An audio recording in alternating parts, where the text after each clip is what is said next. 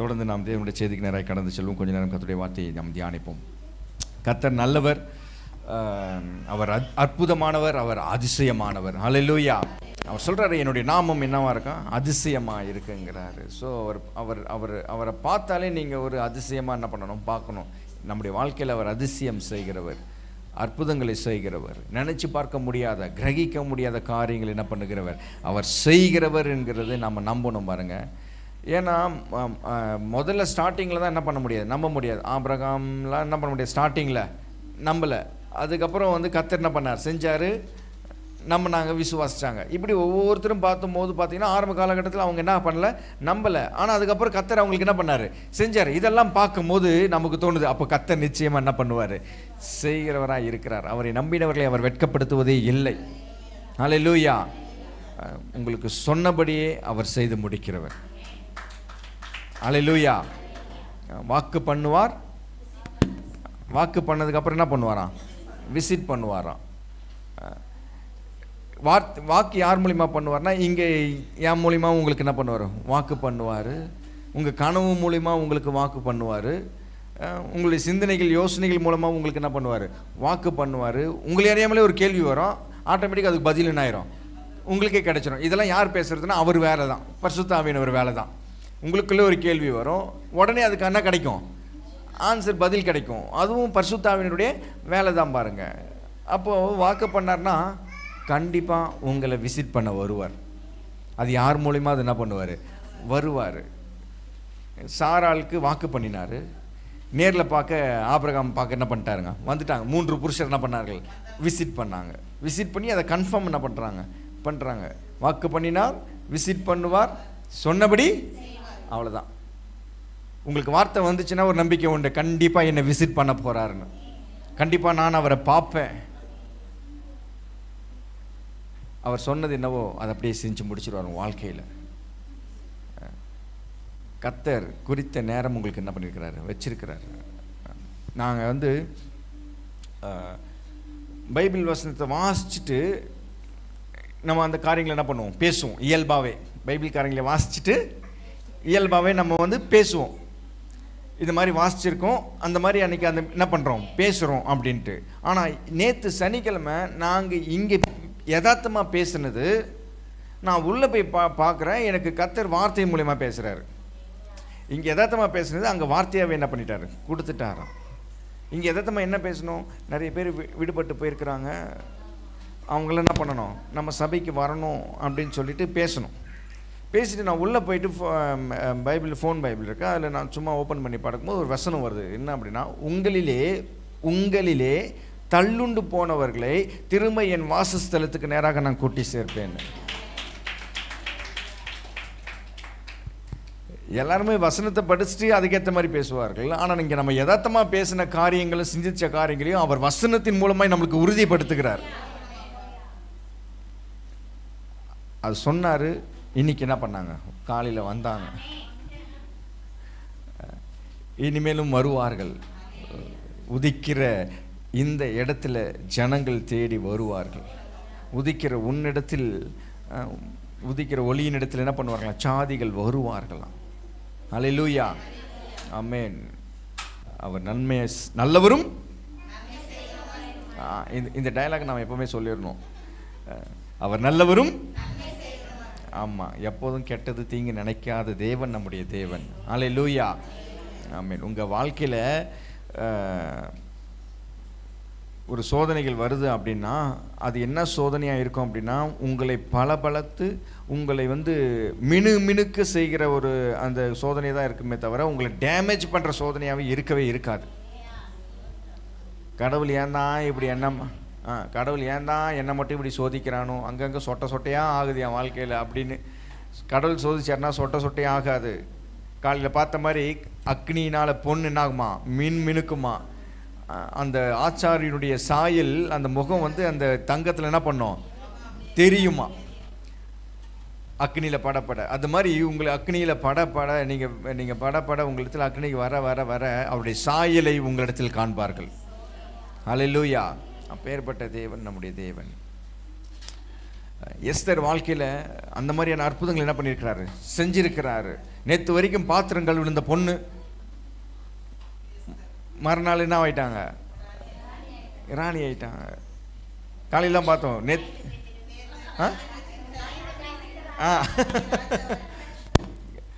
நேற்று வரைக்கும் கழுது மேய்ச்சிருந்த பையன் இன்னைக்கு ராஜா வாய்ப்புட்டான். ஊரில் இருக்கிற பாட்டிங்களாம் அப்படி தான் என்ன பண்ணியிருக்குங்க, பேசியிருக்கோங்க.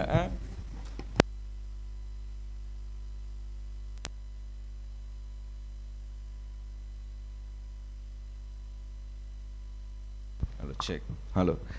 நேற்று வரைக்கும் கழுது மேய்ச்சிட்டு இருந்த பையன் பொசுக்குன்னு ராஜா வாய்ப்புட்டான். இவனுக்கு வந்த வாழ்வை பாரு. அப்படி அப்படி அந்த மாதிரி என்ன வாழ்வு வருது. அந்த மாதிரி இந்த எஸ்தருடைய வாழ்வில் அவன் முன்ன பாத்திரம் கழுவிட்டு நான் உண்டு, என் வேலை உண்டுன்னு அவருடைய மனசெல்லாம் ஒரு அனாதையின் மனப்பான்மை தான். ஏன்னா அப்பா அம்மாங்க என்ன பண்ணல இல்லை பாருங்கள், அண்ணன் தான் எடுத்து என்ன பண்ணிட்டு இருக்கிறாங்க, வளர்க்குறாங்க. என்ன தான் அண்ணன் கிட்ட வளர்ந்தாலும் அப்பா அம்மா கிட்ட வளர்க்குற மாதிரி என்ன பண்ணாது, இருக்காது பாருங்கள். அப்போ அவளுக்கு அதை குறித்து ரொம்ப ஒரு யோசனையாக இருக்கும். சாதாரணமாக நினச்சிக்கிட்டு இருக்கான். அவளாம் நினச்சி கூட பார்க்கல நான்லாம் ராணி ஆவன்னு. ஆனால் கர்த்தர் பாருங்க அவளை ராணி என்ன பண்ணியிருக்கிறாரு, ஆக்கி வச்சிருக்கிறாரு. நீங்களாம் நினச்சி பார்க்க முடியாத காரியங்களை உங்கள் வாழ்க்கையில் செய்வார் கர்த்தர். எஸ்தர் வாழ்க்கையிலே செஞ்சாருன்னா உங்கள் வாழ்க்கையில் செய்ய மாட்டாரா சொல்லுங்கள்? என் வாழ்க்கையில் அப்படி ஒரு திருப்பம் ஏற்படும். சொல்லிட்டார்ல, அது அது உறுதிப்படுத்துவதற்கு நேரிலே வருவார் அவர். அதை உங்களுக்கு கண்கள் என்ன பண்ணும், பார்க்கும். நீங்கள் அனுபவிப்பீர்கள்.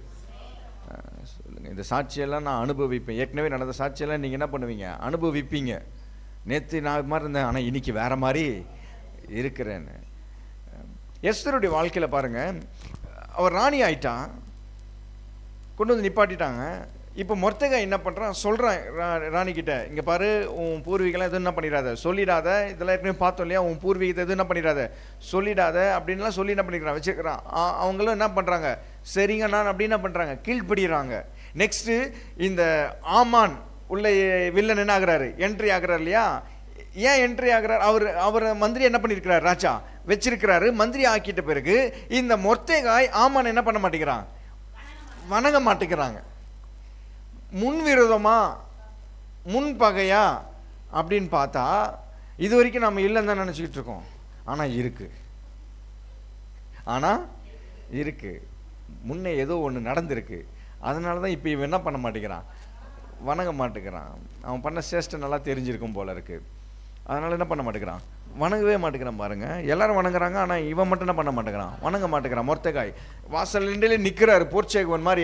இந்த மொர்தெகாய் ஆமான் மந்திரி உள்ளே வரும்போதெல்லாம் எல்லாருமே என்ன பண்ணுறாங்க, கும்பிட்றேன் சாமி கும்பிட்றேன் சாமின்னு என்ன பண்ணுறாங்க, எல்லாரும் சொல்கிறாங்க. ஆனால் இவர் மட்டும் என்ன பண்ண மாட்டேங்கிறாரு, வணங்க மாட்டேங்கிறாரு.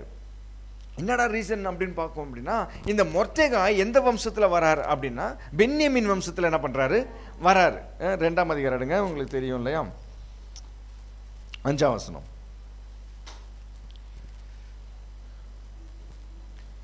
எஸ்தர் 2:5. அப்பொழுது சூசான் அரண்மனையிலே பென்யமீனாகிய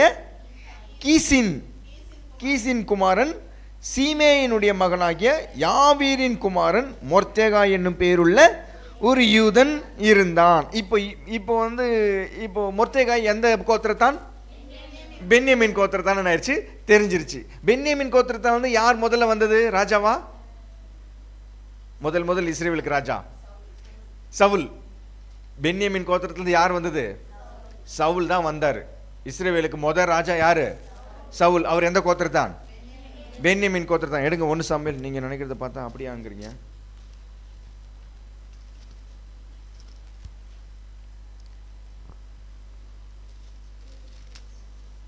ஒன்பதாம் அதிகாரம் 1ஆம் வசனம்.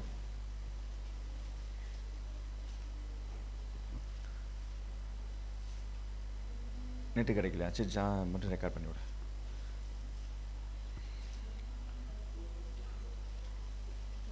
ஒன்று சாமுவேல் 9ஆம் அதிகாரம் 1ஆம் வசனம் வாசிக்கட்டுமா? எடுத்துட்டீங்களா? பென்யமீன் கோத்திரத்தாரில் கீஸ் என்னும் பெயருள்ள மகா பரக்கிரமசாலியான ஒரு மனுஷன் இருந்தான். அவன் பென்யமின் கோத்திரத்தானாகிய அபியாவின் மகனான பெகோராத்துக்கு பிறந்த சேரோரின் புத்திரனாகிய அபியேலின் குமாரன். அவனுக்கு சவுல் என்னும் பேருள்ள சௌந்தரியமான வாலிபனாகிய ஒரு குமாரன் இருந்தான். அப்போ சவுல் எந்த கோத்திரத்தான்? பென்யமின் கோத்திரத்தான். அவனுக்கு அவங்க அப்பா பேர் என்னது? கீஸ். சொல்லுங்க, சவுலுக்கு அப்பா பேரு கீஸ். மொர்தெகாய்க்கு அப்பா பேரும் அதுவும் கீஸ் தான். சவுலுக்கு அப்பா பேரும் கீஸ், மொர்தெகாய்க்கு அப்பா பேரும் கீஸ்.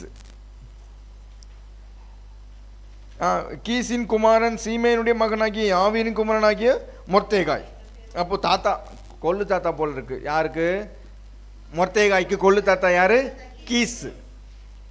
ஸோ அப்போ கீஸ் அப்படின்னாலே பென்யமின் கோத்திரத்தான். சரி, அப்போ இவன் வந்து மொர்தெகாய் வந்து பென்யமின் கோத்திரத்தான். ஓகே, நெக்ஸ்ட் ஆமான் எந்த எந்த வகாரா சேர்ந்தவன் அப்படின்னா அமிலேக்கியன். ஆமான் யாரு? அமிலேக்கியன். அங்க பாருங்க, 3ஆம் அதிகாரம் 1 எஸ்தர் 3:1. இந்த நடவடிக்கைகளுக்கு பின்பு ராஜாவாகிய அகாஸ்வேரு அம்மேத்தாவின் குமாரனாகிய ஆமான் என்னும் ஆகாகியனை மேன்மைப்படுத்தி, அவனுக்கு இன்னொரு பேர் என்னதான்? ஆகாக். ஆமான் ஆகாக். சரிங்களா? இந்த ஒரு கோத்திரத்தில் வரவங்கலாம் அவங்க அப்பா கோத்திரம், அவங்க தாத்தா பேர்லாம் என்ன பண்ணுவாங்க? வைப்பாங்க. அது வாழையா என்ன பண்ணும்? வரும். அப்படின்னா இந்த ஆகாகு எந்த ஜாதி சேர்ந்தவன் அப்படின்னா அமிலேக்கியர் ஜாதியே சேர்ந்த. 1 சாமுவேல் 15 எடுங்க. இதை அப்படியே வச்சுட்டு 1 சாமுவேல் 15.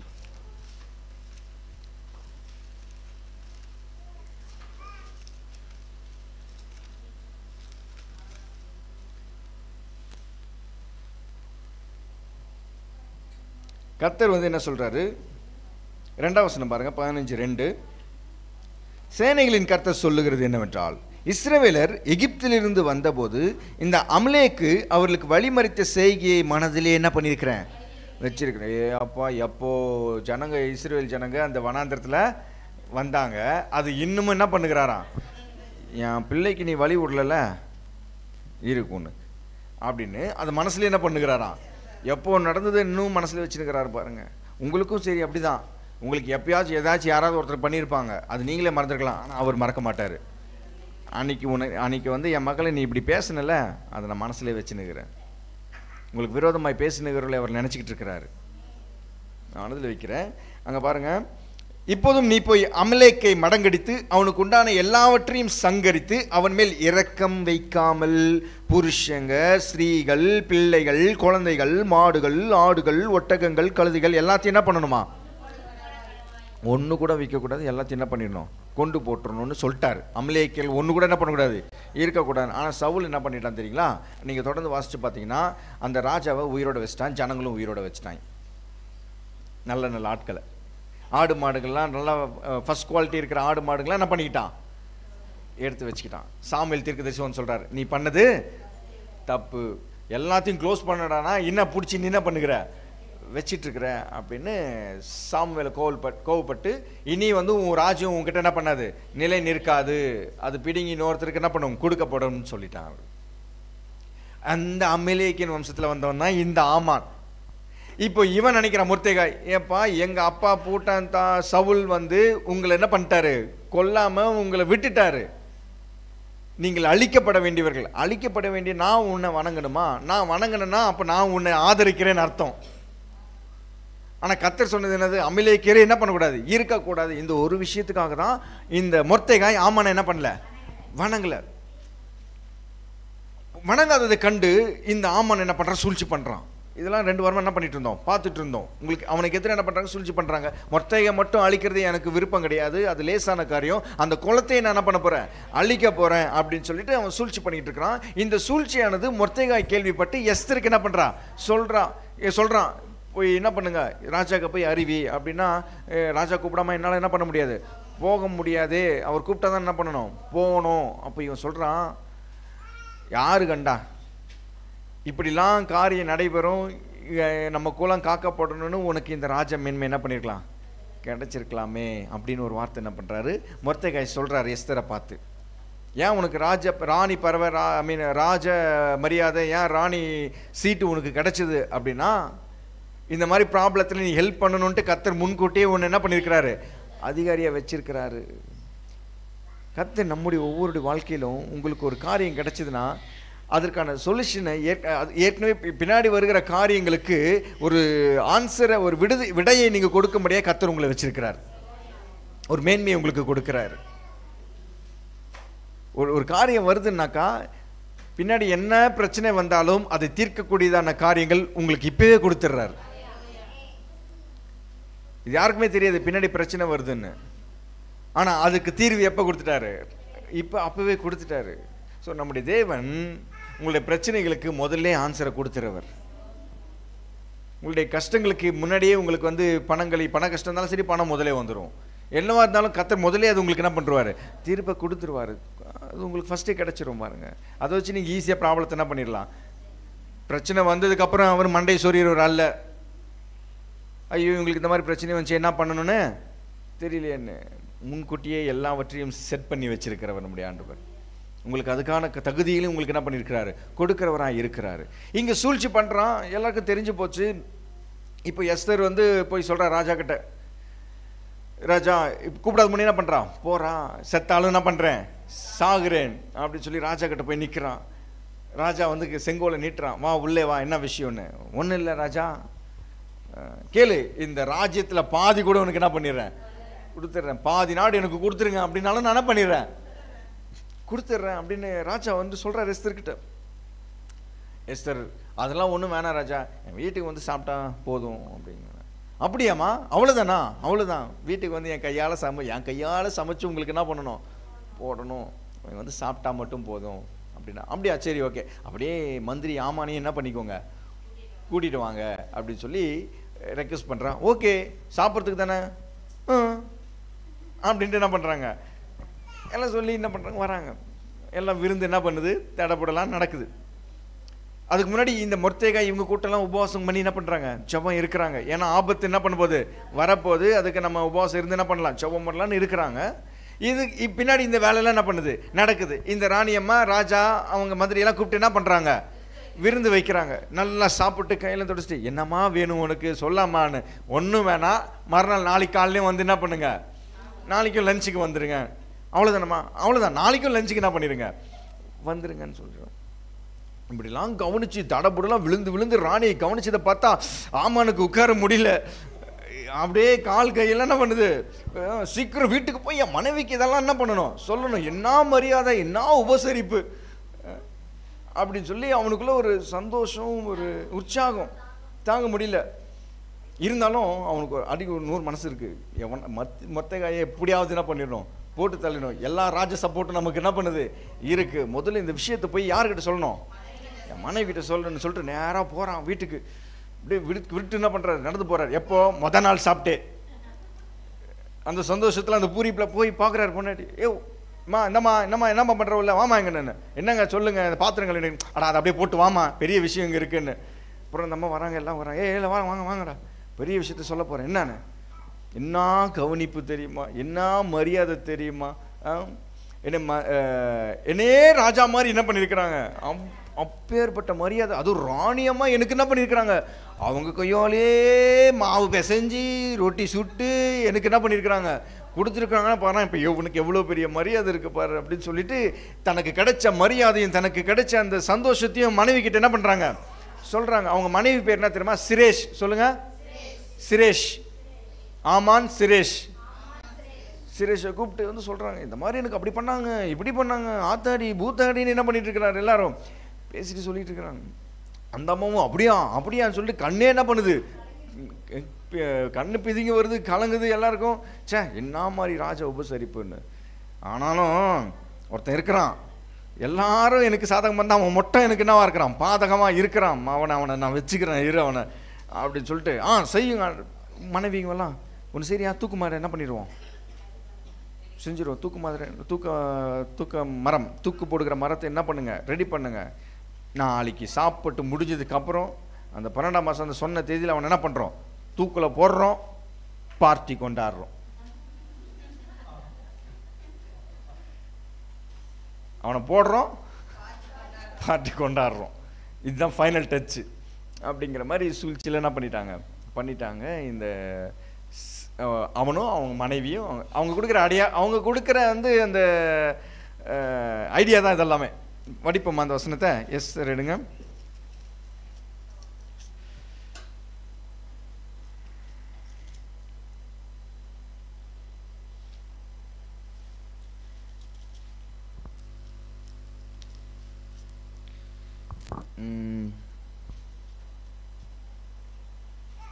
அஞ்சாம் வசனம் பாருங்க. 5ஆம் அதிகாரம் 5ஆம் வசனம்.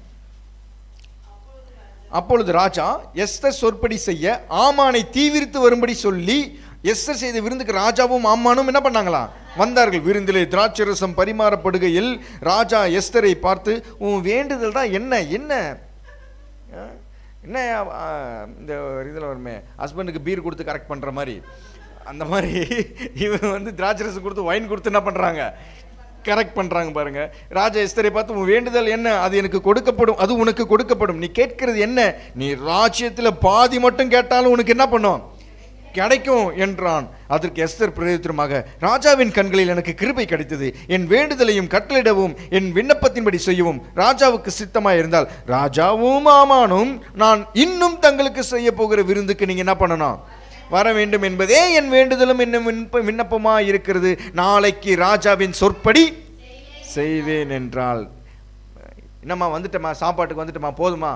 போதும். சரி, என்ன வேணும் கேளு. நாளைக்கு ஒரு வேளை வந்து என் வீட்டில் என்ன பண்ணுங்க, சாப்பிடுங்க. அவ்வளோதானா? அவ்வளோதான். சரி, சாப்பிட்டா போச்சு. 9. அன்றைய தினம் ஆமான் சந்தோஷமும் மன மகிழ்ச்சியுமாய் புறப்பட்டான். ஏன்னா ராணி கவனிச்ச கவனிப்பு அந்த மாதிரி. ராணியே அந்த அளவுக்கு என்ன பண்ணியிருக்கிறாங்க? கவனிச்சிருக்கிறாங்க. ஆனாலும் ராஜாவின் அரண்மனை வாசல் இருக்கிற மொர்தெகாய் தனக்கு முன் எழுந்திராமலும் அசையாமலும் இருக்கிறதை ஆமான் கண்டபோது அவன் மொர்தெகாயின் மேல் உக்கிரம் நிறைந்தவனானான். நான் சொன்ன மாதிரி இங்கே வருதா பசனம்? எல்லாம் சந்தோஷம் மனசு எல்லாம் இருக்கு. ஆனாலும் அவனுக்கு ஆமான் மேல ஒரு கண்ணை இருந்துட்டே இருக்கும். வச்சுக்கிறேன் அவனை, இந்த பார்ட்டிலாம் முடிட்டோம். எப்பவுமே அந்த பார்ட்டி முடிஞ்ச உடனே ஒரு வெட்டு என்ன இருக்கு. அதுக்கப்புறம் வெட்டு முடிஞ்ச உடனே இன்னொரு பார்ட்டி இருக்கு. நீங்க படத்துலலாம் பார்த்தீங்கன்னா இந்த மாதிரிலாம் வரும் பாருங்க. பார்ட்டி அந்த டைமே என்ன பண்ணுவானுங்க? சூழ்ச்சி பண்ணுவானுங்க. ஷூட் பண்ற மாதிரியும் அருவா எடுத்து வெட்டுற மாதிரியும். 10ஆம் வசனம். ஆகிலும் ஆமான் அதை அடக்கி கொண்டு தன் வீட்டுக்கு வந்து தன் சிநேகிதரையும் தன் மனைவியாகிய சிரேஷையும் அழைத்து தன் ஐஸ்வர்யத்தின் மகிமையும் தன் பிள்ளைகளின் திரட்சியையும் ராஜா தன்னை பெரியவனாக்கி தன்னை பிரபுக்கள் மேலும் ராஜாவின் ஊழியக்காரர் மேலும் உயர்த்தின எல்லாவற்றையும் ஆமான் அவர்களுக்கு விவரித்து என்ன பண்ணானா? சொன்னான்.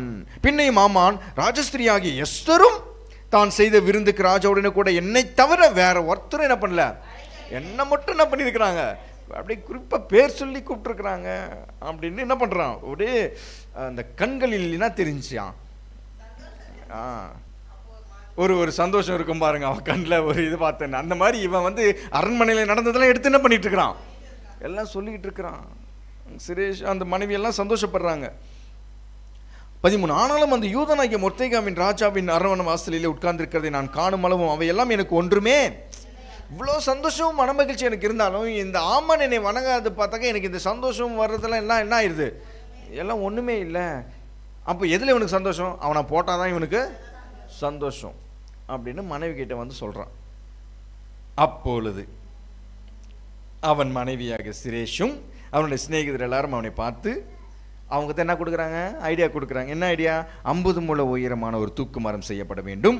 அதிலே மொர்தெகாயை தூக்கி போடும்படி நாளைய தினம் நீ ராஜாவுக்கு சொல்ல வேண்டும். பின்பு சந்தோஷமாய் ராஜாவுடன் கூட விருந்துக்கு என்ன பண்ணலாம்? போகலாம் என்றார்கள். இந்த காரியம் ஆமானுக்கு நன்றாய் கண்டதினால் தூக்கு மரத்தை செய்வித்தான். மதியானம் சாப்பிட்டான். பூரிப்பில் வீட்டுக்கு போய் சாயங்காலத்தில் விவரித்து சொல்கிறான். நைட்டில் பிளான் நடக்குது.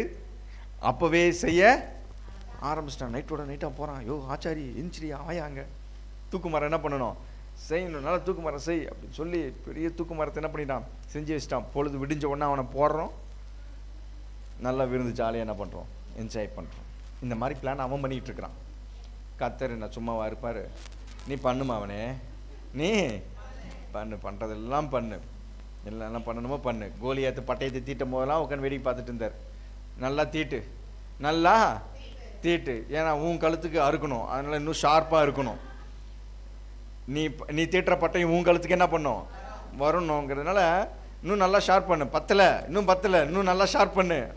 என் பையன்லாம் கஷ்டமே என்ன பண்ணக்கூடாது, படக்கூடாது. அவன் தூக்க முடியாமல் கீழே போட்டாலும் நேராக உன் கழுத்தை என்ன பண்ணிடணும், 2 துண்டா வெட்டணும். அவன் என் பையங்க என்ன பண்ணக்கூடாது, கஷ்டப்படக்கூடாது. அவ்வளோ கஷ்டம் இல்லாமல் அவங்க பிள்ளைகளே கர்த்தர் என்ன பண்ணுறாரு, பாதுகாக்கிறாரு. தூக்க மரம் செஞ்சு வச்சான். சரி, அதுக்கப்புறம் வீட்டில் போய் என்ன பண்ணுங்க, படிங்க. நேராக மறுநாள் விருந்துக்கு என்ன பண்ணுறாரு, போகிறாரு. அதே மாதிரி செட்டப்லாம் நடக்குது. அதே மாதிரி தடப்படலாம் விருந்து என்ன பண்ணுது, நடக்குது. 6ஆம் அதிகாரம் பாருங்க, 1ஆம் வசனம். அந்த ராத்திரியிலே ராஜாவுக்கு நித்திரை வராதபடினால என்ன வரலையா, நம்ம ஆண்டவர் வேலை பார்க்க ஆரம்பிச்சிட்டாரு. உங்களுக்கு வாழ்க்கையில் ஏதாவது நடக்கணும் அப்படின்னா யார் தூக்கத்தையே கெடுக்கிறாருன்னு அர்த்தம். ராஜாவுக்கு என்ன வரல, தூக்கம் வரல. யோசேப்பு உயர்த்தும் போதும் ராஜாவுக்கு என்ன வரல, தூக்கம் வரல. சொப்பனை கண்டு ரொம்ப என்ன பண்ணிட்டு இருக்கிறாரு, கலங்கி போயிட்டு இருக்கிறாரு. கரெக்டாக யோசேப்பு என்ன பண்ணுறான், என்ட்ரி ஆகிறான். அவனை ராஜாவை என்ன பண்ணுறாரு, மாத்துறாரு. இங்கே மொர்தெகாயை காப்பாற்றும் போது ராஜாவுக்கு என்ன வரல, தூக்கம் வரல. இன்னொரு இடத்துல ராஜாவுக்கு தூக்கம் வரல. யார் சொல்லுங்க, 2 நான் சொல்லிட்டேன் இப்போ படிச்சதும். ஏன்னா நான் அந்த 2 சொன்னேன்னா இது ஒன்று நீங்கள் சொல்லிடுவீங்க.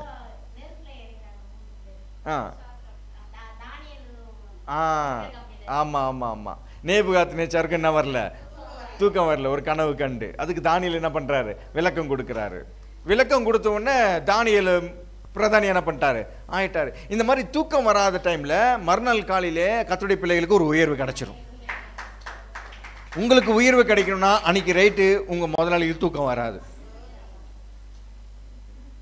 அவர்கள் கனவெல்லாம் நீங்கள் தான் என்ன பண்ணுவீங்க, இனிமேல் ஏதாவது ஒரு கனவு கொடுத்து உங்களுக்கு அது விளக்கம் கொடுக்குற மாதிரி கர்த்தர் என்ன பண்ணிடுவார், வச்சிருவார். இங்கேயும் ராஜாவுக்கு என்ன வரல, தூக்கம் வரல. தூக்கம் வராதனால எழுந்து இங்கிட்ட அங்கிட்ட என்ன பண்ணுறாரு, நடக்கிறாரு. விடிய என்ன வர மாட்டேங்குது, அவருக்கு தூக்கம் வர மாட்டேங்குது. சரி, யாருக்காவது நல்லது செய்ய மூட்டோமா, அதனால தான் நமக்கு என்ன வரல, தூக்கம் வரல. அப்படின்னும் போது அந்த எனக்கு நன்மை செஞ்ச புக்கெல்லாம் எடுத்து வாசிங்க அப்படின் போது ஒவ்வொருத்தனா இப்படின்னு வாசிச்சாங்க. அப்போ டக்குன்னு 2 பேரும் உங்களை கொல்ல பார்த்தாங்க, அது மொர்தெகாய் என்ன பண்ணா, அது காப்பாற்றினா அப்படின்னு சொல்லும் போது மொர்தெகாய்க்கு எதனா செய்யப்பட்டதா அப்படின்னும் போது பாக்கெட்டை திறந்து காமிக்கிறானு, ஒன்றும் இல்லை. இன்னும் அவன் மொர்தெகாய்க்கு எதுவும் செய்யப்படலை. அப்படியா, எதுவுமே செய்யப்படல அப்படின்னு பேசிகிட்டு இருக்கும்போதே பொழுதுன்னு ஆயிடுச்சு, விடிஞ்சிருச்சு. விடிஞ்ச உடனே அங்கே பாருங்க, இந்த சீன்லாம் பாருங்களேன், ரொம்ப அற்புதமாக இருக்கும். விடிய அவனுக்கு என்ன வரல, ராஜாக்கு தூக்கம் வரல. புரட்டி என்ன பண்ணுறாங்க, படுக்கிறாங்க. அந்த புஸ்தகத்தை எடுத்து வாசிக்கிறாங்க. வாசிக்கும் போது மொர்தெகாய்க்கு என்ன பண்ணல, நல்லது செய்யப்படல. அங்கே பாருங்க 2. அப்பொழுது வாசற் காவலர்களில் ராஜாவின் 2 பிரதானிகளை பிக்தானும் தேரேசும் ராஜாவைக்காக சூரியன் மேல் கைப்போட பார்த்த செய்தியை மொர்தெகாய் அறிவித்தான் என்று எழுதியிருக்கிறது, வாசிக்கப்பட்டது. அப்பொழுது ராஜா, இதற்காக மொர்தெகாய்க்கு கனமும் மேன்மையும் செய்யப்பட்டதா என்று கேட்டான். அதற்கு ராஜாவை சேவிக்கிற ஊழியக்காரர், அவனுக்கு ஒன்றும் செய்யப்படவில்லை என்று சொன்னார்கள். ஆமான் தான் செய்த தூக்க மரத்திலே மொர்தெகாயை தூக்கி போட வேண்டும் என்று ராஜாவிடத்தில் பேசும்படி ராஜா அரண்மனை வெளிமுற்றத்திலே வந்திருந்தான். அப்பொழுது ராஜா, முற்றத்தில் இருக்கிறது யார் என்று கேட்டான். இங்க பாருங்க எப்படி கனெக்ட் பண்றாரு பாருங்க. ராஜாவுக்கு தூக்கம் வரல, அன்னைக்கு வாசிக்கும் போது மொர்தெகாயை ஞாபகப்படுத்துறாரு கர்த்தர். அவனுக்கு இப்படி பேசிட்டே இருக்கும் போது முற்றத்தில் வந்து யார் நிற்கிறது, ஆமான் வந்து நிற்கிறான். யார, மொர்தெகாயை தூக்கில் போகிறது சொல்கிறதுக்காக வந்து நிற்கிறான். ஸ்க்ரீன் கிடுன்னு ஆடுது. அப்படியே வெளியில் அவன் நிற்கிறது, உள்ள நிழல் என்ன பண்ணுது தெரியுது. ராஜா இப்படி எங்கிட்ட பார்க்கும்போது முற்றத்தில் இருக்கிறது யார் அப்படின்னு, ஆமான் அப்படின்னா, ஆமான் ஆமாம் வாங்க கூப்பிட. அவனை உள்ள கூப்பிட்ட உடனே அவனை பேசவே விடல. ராஜாவை கனம் பண்ண வேண்டிய மனிதனுக்கு நாம் என்ன செய்ய வேண்டும் அப்படின்னா, ராஜாவை கனம் பண்ண மனுஷனுக்கா, நான் ஒருத்தன் தான் ராஜாவை கனம் பண்ணுறேன், வேற எவனும் ராஜாவை என்ன பண்ணதில்லை. அப்போ போடுவோம் 4-5 வீட்டை சேர்த்து. ராஜா அது வந்து என்ன அப்படின்னா, உங்களுக்கு கனம் வேண்டிய மனுஷனுக்கு நீங்கள் என்ன பண்ணணும்னா, முதல்ல உங்கள் கிரீடத்தை எடுத்து அவன் தலையில் வைக்கணும். பட்டா பாவி, ஃபஸ்ட்டே கிரீடத்தை என்ன பண்ணிட்டான், கை வச்சுட்டான். அப்புறம் நீங்கள் போகிற ட்ரெஸ் எல்லாம் அவனுக்கு என்ன பண்ணணும், போடணும். நீங்கள் ஏறுற குதிரையிலே அவனையும் என்ன பண்ணணும், ஏற்றணும். இப்படி ராஜ மரியாதை நீங்கள் அவனுக்கு என்ன பண்ணணும், செய்யணும். அங்கே பாருங்களேன் 5. ராஜாவின் ஊழியக்காரர் அவனை நோக்கி, இதோ ஆமான் முற்றத்தில் நிற்கிறான் என்றார்கள். ராஜா, அவன் உள்ளே வரட்டும் என்றான். ஆமான் உள்ளே வந்தபோது ராஜா அவனை நோக்கி, ராஜா கனம் பண்ண விரும்புகிற மனுஷனுக்கு என்ன செய்யப்பட வேண்டும் என்று கேட்டான். அதற்கு ஆமான், என்னை என்று யாரை ராஜா கனம் பண்ண விரும்புவார் என்று தன் மனதில் நினைச்சு 2-3 பிட்டை சேர்த்து போடுவோம் என்று சொல்லி ராஜாவை நோக்கி, ராஜா கனம் பண்ண விரும்புகிற மனுஷனுக்கு செய்ய வேண்டியது என்னவென்றால், உட்காருங்க பொறுமையாக என்ன பண்ணுறேன் சொல்கிறேன். ராஜா உடுத்தி கொள்ளுகிற ராஜ வஸ்திரம். முதல்ல உங்கள் ட்ரெஸ்ஸை எனக்கு என்ன பண்ணுங்க, கழட்டி கொடுங்க. ராஜா ஏறுகிற குதிரையும் அவர் சிரசிலே தரிக்கப்படும் ராஜ முடினா கிரீடமும் கொண்டு வரப்பட வேண்டும். அந்த வஸ்திரமும் குதிரையும் ராஜாவுடைய பிரதான பிரபுக்களில் ஒருவனுடைய கையில் கொடுக்கப்பட வேண்டும். ராஜா கனம் பண்ண விரும்புகிற மனுஷனை அலங்கரித்த பின் அவனை குதிரையின் மேல் ஏற்றி நகர வீதியில் உலாவும்படி செய்து, ராஜா கனம் பண்ண விரும்புகிற மனுஷனுக்கு இப்படியே செய்யப்படும் என்று அவனுக்கு முன்பாக கூறப்பட வேண்டும் என்றான். சொல்லி முடிச்சிட்டான். எல்லாம் விட்டு என்ன பண்ணியாச்சு, மினி வேறு எதனா இருக்கா, எக்ஸ்ட்ரா ஏதாச்சும் விட்டுமா அப்படின்லாம் யோசிச்சு பார்க்குறான். ராஜா வாழ்க்கைங்கிற மாதிரி ராஜாவுக்கு கோஷம் போடுற மாதிரி இவனுக்கு கோஷம் போட்டு முன்னாடி என்ன பண்ணுமா, என்ன ஆசை பார்த்தீங்களா? ஆமாம், எனக்கு ராஜ பதவி, அப்போவே பதவி ஆசை இவனுக்கு என்ன இருக்கு, வந்துருச்சு. அதனால தான் இவ்வளோ என்ன பண்ணுறான், சொல்கிறான். ராஜா பார்த்தார், அப்படியாப்பா, சரிப்பா, போய் இப்போ என்னென்னலாம் சொன்னியோ அதெல்லாம் அப்படியே மொர்தெகாய்க்கு போய் சொல்லுப்போன்னு அப்படியே நெஞ்சை பிடிச்சி உட்காந்த ஆளு தான் ஆமான். ஆஹா, எனக்குன்னு நினச்சி 4-5 பிட்டை சேர்த்து போட்டா எவனை நான் அழிக்கிறதுக்கு பர்மிஷன் கேட்க வரணும், அவனையே நான் ஏன் வயலே அவனை வாழ்க வாழ்கன்னு எப்படி வச்சார் பாருங்க நம்ம கர்த்தர் ஆப்பு. உங்களுக்கு விரோதமாய் சூழ்ச்சி செய்கிறவர்களை அவர்களுடைய வாயே உங்களை கனம் பண்ணும். உங்களுக்கு எதிராக பேசுகிறவர்களே உங்களை தூக்கி உயர்த்தி பேசுவார்கள். உங்களை கீழே தள்ளணும்னு நினைக்கிறவங்களே உங்களை மேலே உட்கார வச்சிருவாங்க. எஸ்தரின் வாழ்வில் செஞ்சது உண்மை அப்படின்னா உங்கள் ஒவ்வொருடைய வாழ்க்கையிலும் அவர் செய்கிறவர். இப்போ நிலைமை ரொம்ப மோசமாக இருக்கலாம். எஸ்தருக்கு அந்த மாதிரி ராஜ அரண்மனை சூழ்ச்சி அது இதுன்னு உங்களுக்கு இப்படி சும்மா கிள்ளி விட்டா போதும், அதுவே நம்ம எனக்கு ரொம்ப வலிக்கும். அதனால் இப்போ உங்களுக்கு இருக்கிற பிரச்சனை நீங்கள் என்ன பண்ணிட்டுருக்கீங்க, நினச்சிட்டு இருக்கீங்க. ஆனால் உங்களை இந்த பிரச்சனையில் மாட்ட வச்சவங்க, உங்களை இந்த பிரச்சனையில் விழ வச்சவங்க, அவங்களே உங்களுக்கு ராஜ மரியாதை கொடுப்பதை நீங்கள் பார்ப்பீர்கள். உங்கள் வேலை ஸ்தலங்களில், உங்களுடைய மற்ற இடங்களில், நீங்கள் எந்த பிஸ்னஸ் ஆரம்பிக்கிறீங்களோ அங்கே எங்கெல்லாம் உங்களை இறக்கணும்னு நினைக்கிறாங்களோ அவங்க வாயாலே இவங்களை தவிர வேற யாரும் இந்த பதவிக்கு வைக்கிறதுக்கு ஆள் இல்லைன்னு என்ன பண்ணுவாங்க, சொல்லுவாங்க. இவங்களை தவிர இந்த வேலைக்கு வேற யாரும் செட் ஆக மாட்டேன்னு சொல்லுவாங்க. யாரெல்லாம் உங்களை கீழே இறக்கணும்னு நினைக்கிறாங்களோ அவங்களே என்ன பண்ணுவாங்க, சொல்லுவாங்க. இது கர்த்தர் செய்வார். எஸ்தருக்கு செஞ்சவர் உங்களுக்கும் செய்வார். எஸ்தர் சாதாரணமானவர், ராணி ஆக்குனார். நம்ம இங்கே வந்திருக்கிறோம் சாதாரண மாணவர்கள் தான். ஆனால் கர்த்தர் நம்மளை ராஜாத்தியாக உயர்த்துவார், நம்மளை ராஜாவாக உயர்த்துவார். உங்களுக்கு தேவையான ராஜ மரியாதை உங்களை விழத்தள்ளுகிறவர்களே உங்களுக்கு கொடுப்பார்கள். அல்லேலூயா. கர்த்தர் தாமே இந்த வார்த்தைகளை ஆசீர்வதிப்பாராக. நாம் உங்கள் கரங்களில் காணிக்கையில் எடுத்துக்கொள்ளுங்கள். நாம் உயர்த்தி பிடித்து அறிக்கை செய்து கொடுப்போம். முடிஞ்சிச்சு.